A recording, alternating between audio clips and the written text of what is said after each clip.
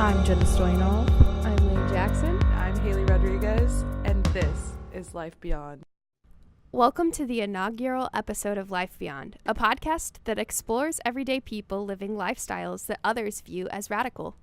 In our first season of Life Beyond, we will discuss the topics of diets without meat, addiction recovery, and living without social media. In each episode, we hear from guests who talk with us about their personal experience living beyond all of these things.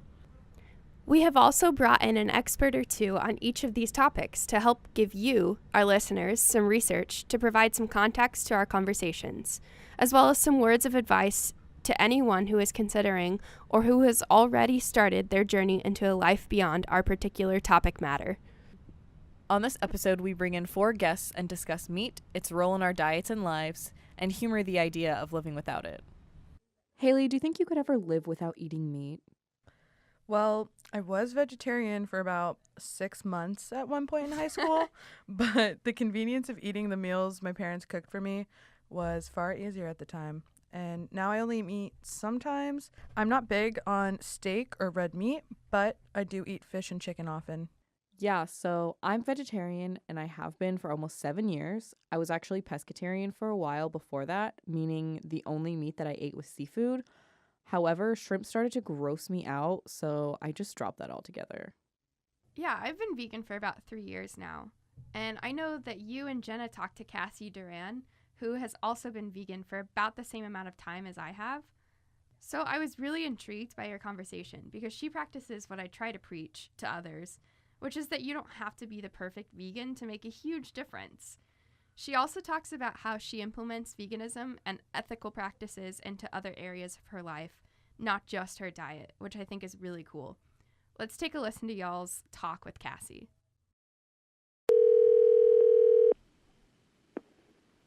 Hello. Hello. Hi. If you could just go ahead, introduce yourself, your name, where you're from, and a little bit about how you became a vegan. Sure. My name's Cassie. I am from North Dakota. I've been vegan for about 2.5 years now. I kind of started as like a challenge to myself just because I'd always been interested in it. And so I was like, I want to try this for 30 days and see if I can do it. Like, I bet it's going to be so hard. And it wasn't hard at all. And I really liked it. And as I learned more about it, I just didn't really want to stop.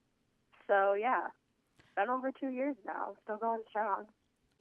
Do you extend veganism into other elements of your life? Like, do you try and buy, like, cruelty-free or, like, just, like, low-waste products?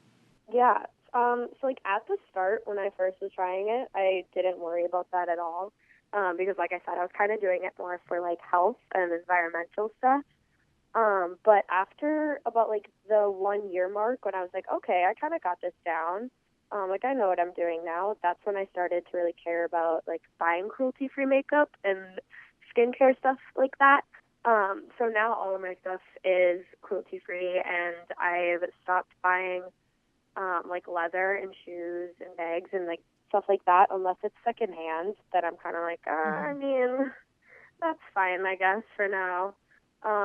But yeah, I definitely am, like, continually working towards being more,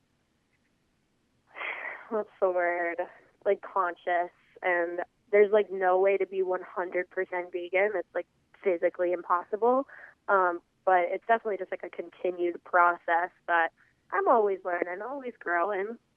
Do you have any interesting stories of someone having a really bad reaction to you being vegan or making any snide remarks? Because as a vegetarian, I definitely get those all the time. Well, I don't know if it's like a crazy story, but one of my roommates a couple years ago, when I first went vegan, it was at like the 4-month mark. She's never liked me. I don't know what her thing was with me, but after I went vegan, she just like would always make these snide comments to my other roommates. And then one time she was like talking to a mutual friend, and like this friend had said something about how her roommate had gone hunting or something, and they had a bunch of meat in their freezer. And then my roommate was like, oh, that would never be allowed in our house because Cassie's a vegan. And it was just like so uncalled for, first of all. It's just like, I don't care what you eat. Like, I don't know. I don't think Yeah. I'm annoying about it. She's just like really condescending for like no reason. But I think that's just a preconceived notion that people have around here, especially if they're uninformed. And then also she just already didn't like me in the first place, so she was just taking jabs wherever she could. I think the main reason why like I haven't X'd out meat completely from my life is because I hate to cook. And like I'll do it if I Yeah. need to, but like right now I'm in a living situation where I have like people that will cook for me. So it's just so easy to like eat a meal and just not even think about it, which is bad on Yeah. my part. But like when you're like in school and you have a job and there's just like so many things to worry about. I can't relate to that. I love Yeah. cooking. Same. I didn't like cooking before I went vegan, but it kind of forced me to like it. And now, it's just something I do. Yeah. But I like the protein question always gets me. And it's like there's protein in everything, okay? Like you need to sit down. It's like you really don't need to be eating 16-ounce steaks or like 4-pound burgers or whatever every day to get enough protein. Like you can have some black beans and you're fine. Yeah. I mean, I think part of it, what I've noticed just as like an American is that we have so many like processed carbs that everyone's like, no, carbs are bad. But like there's so many Exactly. good carbs that like people just There's don't. carbs in everything. Yeah. Yeah. Like I a don't- banana no has carb- carbs. No carb diets. Like what even does that consist of? Oh my god, keto diet? I Oh, cannot. keto. That's such a fad in Austin right now. Cassie makes veganism sound so easy. It just sounds so much more approachable knowing you can still make that change to being mostly vegan while not limiting yourself. Yeah. Cassie definitely doesn't fall into that militant vegan stereotype you always see talked about. Yeah, that stereotype cracks me up. The vast majority of vegetarian and vegans I know don't really fit in it. It kind of reminds me of that one Portlandia skit about like the whole free range chicken and then they Yes. get like indoctrinated into a cult trying to find the source Yes. of their chicken. I love that Yeah, I episode. don't really know anyone like that. But most of us, I hope, are not militant vegans or vegetarians. I really think that we're just trying to better ourselves by being more ethical consumers like Cassie or being healthier people like our next guest, Rip. So my name is Rip Esselstyn. I've been a healthy eating advocate for a good, really 10, 11 years since I wrote my first book, The Engine 2 Diet. I've kind of been eating this way as a lifestyle since 1987, but really been a crusader for the advancement of getting more people to eat more plants and a lot less animal products and animal byproducts since 2009 when my first book came out. I've been a health eating partner with Whole Food Market stores now since late 2009. Have a line of Engine 2 Plant Strong food products that really exemplify everything that Engine 2 stands for, and we can talk about that maybe a little bit later. I throw events across the country, 5 and 7 day medical immersions, where we take people and we teach them how to reclaim their lost health. We have a kind of a mammoth festival in the middle of August called Plant Stock that we open up to about 750 people, and it's now in the Black Mountains of Asheville, North Carolina, and that's always a lot of fun. And I just was an executive producer of a documentary that should be hitting either Netflix or Amazon Films in January called The Game Changers. That should truly be a game changer. So everything that I've been doing really for the last 10 years since I retired from firefighting here for the city of Austin has been to kind of motivate and inspire people, inspire, and educate people to become plant strong so they can control their health destiny. When you think of plant-based diets, oftentimes, well, I guess I shouldn't be saying this because I've been eating a plant-based diet for the last like 3 years or so. But I Nice. mean, what are your thoughts, Haley, when you think plant-based diet, as somebody who still eats like meat, and I mean, what do you think about? Like, does it still seem crazy? I live with a bunch of people that are plant-based, so to me it's not that crazy, and I've lived in Austin for a long time. But I mean, I guess the stereotypical point of view from a meat eater is like it's only salads, like it's boring, like you're limiting yourself, you're taking things away. When you described it in the firehouse as like such a creative process, like coming up with like all these different types of meals that are still sounds so good, you know, like. And I wanted to ask you, you're calling it a plant strong diet. What's the difference for you between plant based and plant strong? So that's a great question. So plant-based would be anything that it really is, it comes from a plant, but it's not necessarily healthy. So, for example, French fries are plant-based, they're potatoes, but we've taken them and we've dunked them in oil. So the water's been displaced, and now a French fry that was, like, if you baked it, would be 3% fat is now 51% fat. Then most people, they sprinkle salt on it and they dip it in high fructose laden, ketchup. Yeah. So it's all plant-based, but it's basically it's a fat salt, sugar bomb, and that's not healthy. Coca-Cola is plant-based, Oreos are plant-based, all these soy burgers and dogs and nuggets and protein shake powders and whatnot are all plant-based. So for me, plant strong means we're trying to eat food as close to grown as possible, that's minimally processed, that has all the water, all the fiber, all the nutrients, all the vitamins, the minerals, the phytonutrients, the antioxidants, and the fiber. So most of the processed refined vegan crap that's out there they've removed the water, they've added oils to the gills, and they've also removed the fiber, and now you get a hollow shell of its former self. So we want to get the biggest bang for our calorie buck, and we do that when we're eating whole, as close to grown as possible, plant-based foods, ergo plant strong. I want to ask you about the protein question, because everyone, that is the number one thing, like the hardest thing about, coming out to people as vegan or plant-based or plant strong is always the protein question. But then there's this other thing about carbs and how they're, evil in our society. Like carbs are just this giant force that's come to take over everyone, and they're terrible and you should avoid them at all costs. So you talked a little bit about protein and carbs, but let's go back to this, because I do think that that's like the biggest place where at least I personally lose people in conversations about like eating plants, is that they want to get their protein and they don't want carbs. Well, yeah, and so that's all based upon a bunch of kind of misinformation. So they don't understand that they do need carbs. They want carbs. Our bodies run on carbohydrates.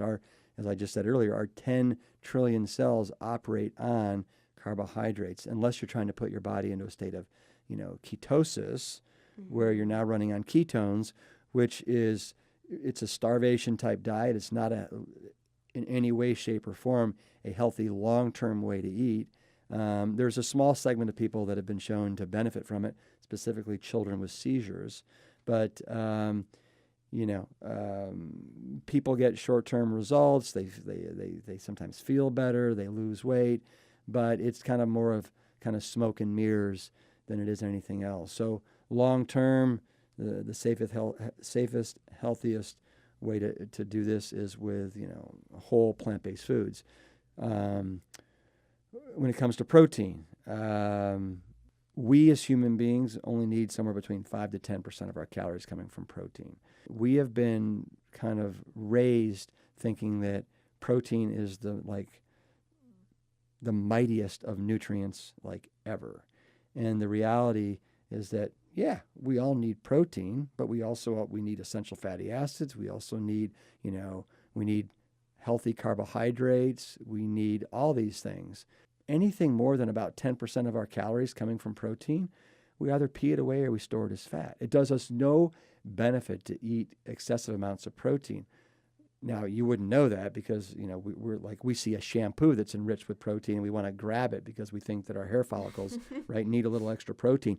We see a Greek yogurt that says, twice the amount of protein and we're like, oh my God, I need that protein. What most people don't realize is that the protein that's in all dairy products, 86% of the protein is coming from something called casein, C-A-S-E-I-N, that is it's a growth accelerator that was put there by the mother cow to help ensure that the baby cow grows as fast as possible.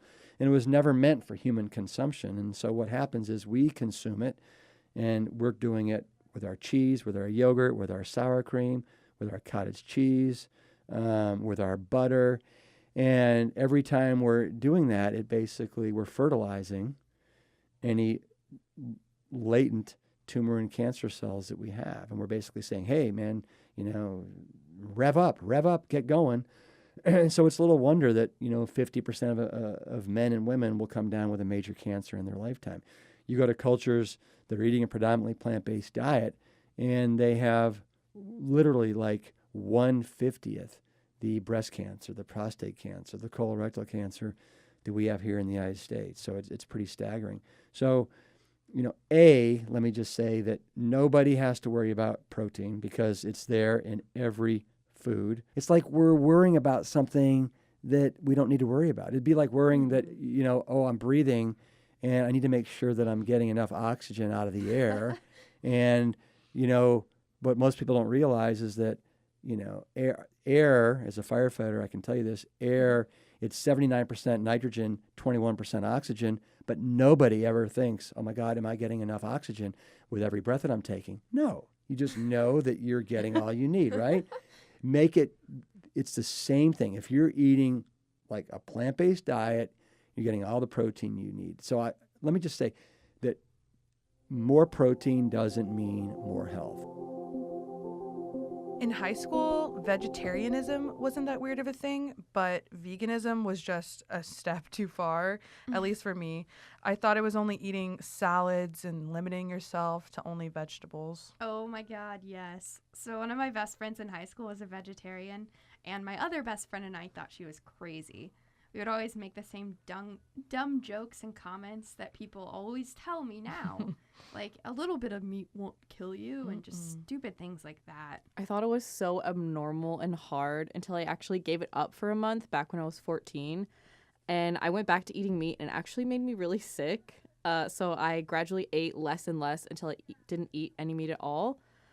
But when we had to dissect a pig in my first year of high school, I looked at it and I saw that baby pig body, and I was like, oh my God, this is what happens every time I eat pork. And then my teacher actually was like, this is just like barbecue.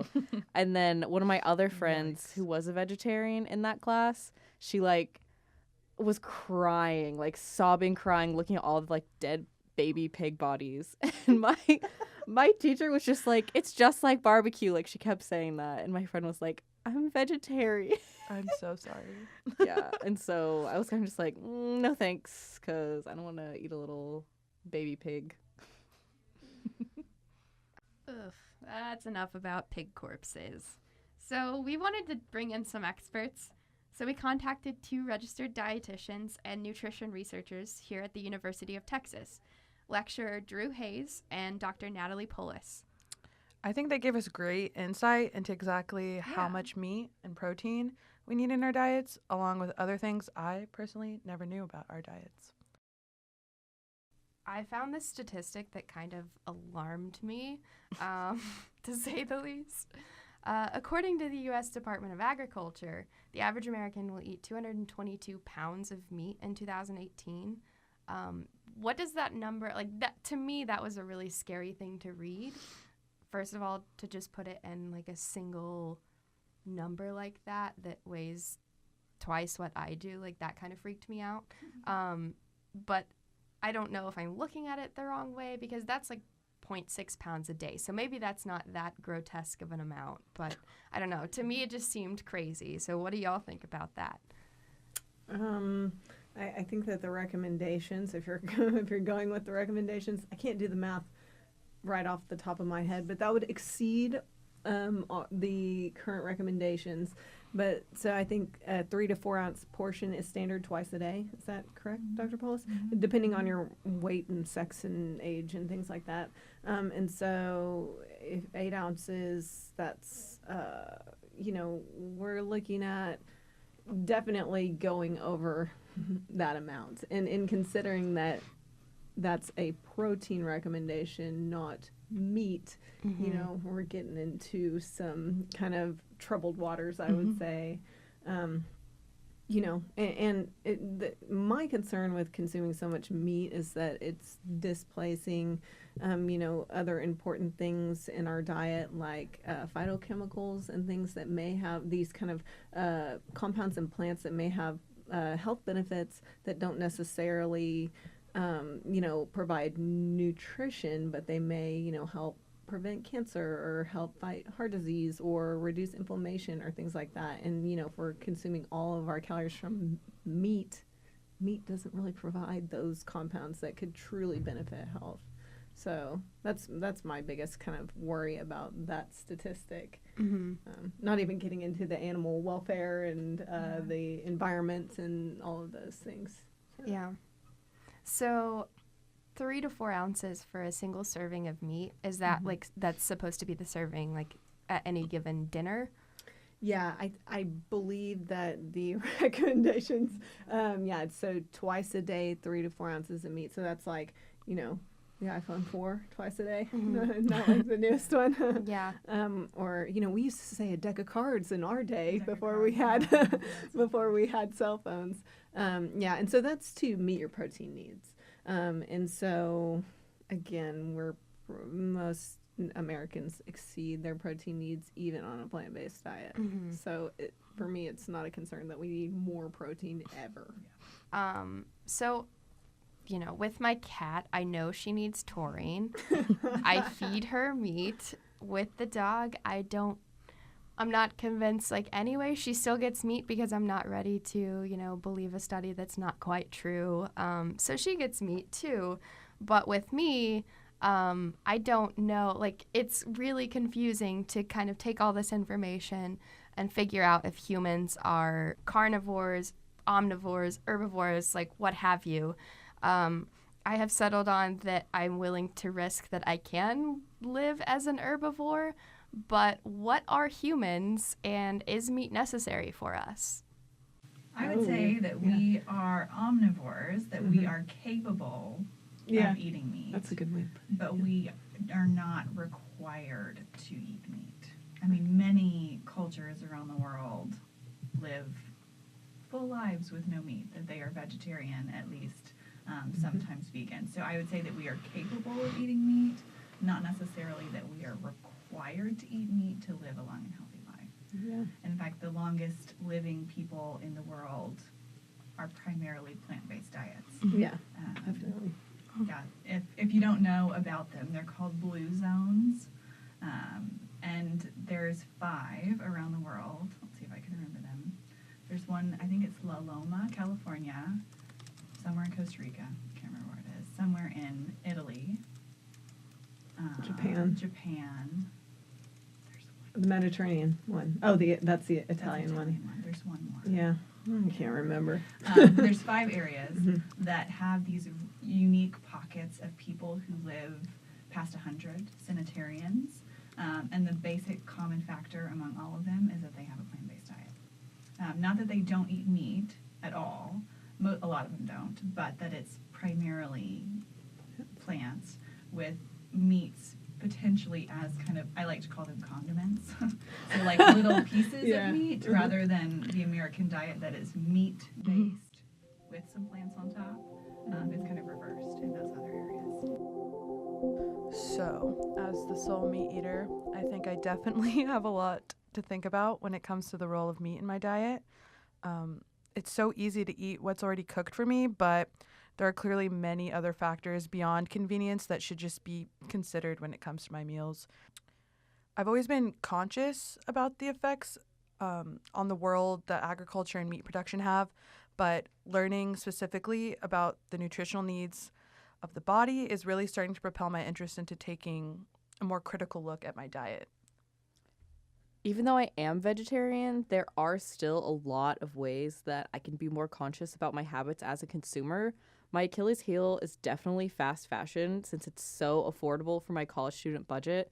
Like I can buy like an entire outfit for like $50 at all these like cheap places like H&M or Target, and I really like hate thinking that all my effort as a vegetarian and eating consciously is canceled out completely by my weak will at shopping malls.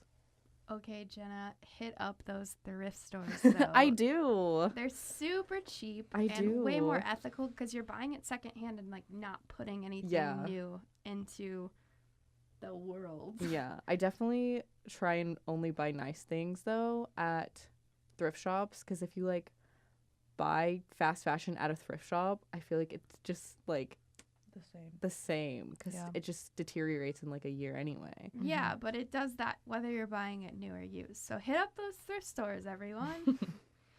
Thank y'all for tuning in to our first episode of Life Beyond.